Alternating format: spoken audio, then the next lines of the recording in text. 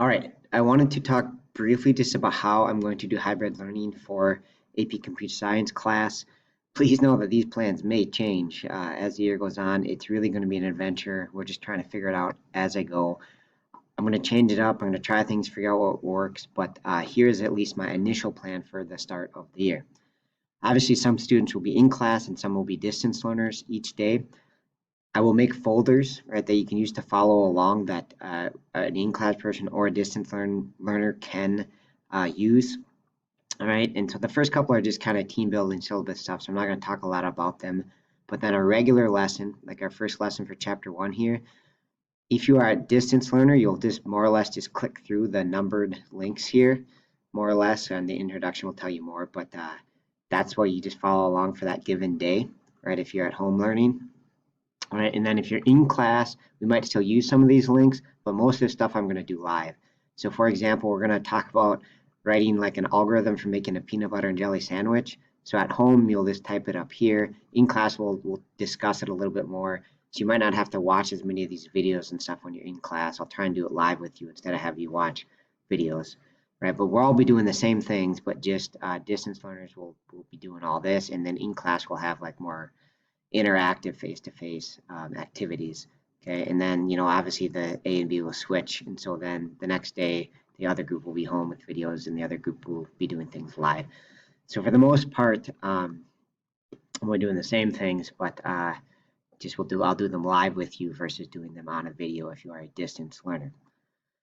All right. I also made a spot for questions, right? So if questions come up, no matter what type of learner you are, you can post them here and I'll cover them either in class or more likely I'll just reply right in this blog with a video or some sort of response to your question. And I'll make one of those for each week. Okay, so for folders, we'll have a folder for each week and I'll kind of, I won't have, like you can see, I've got a bunch of the other chapters done already, but I'm only going to release the material 1 week at a time. And then they'll be built in reverse order. So the most recent will be always at the top. All right, just real quick too on our daily schedule. You'll be able to flip through these slides and see what we're doing each day. And another couple important links here. One, if you are a distance learner for a particular day, you need to fill out this attendance link. If you are in class in person, I will take attendance as usual. You won't have to do anything. But if you are a distance learner, you need to click on this link, go into campus, and then indicate that you were able to access our class information.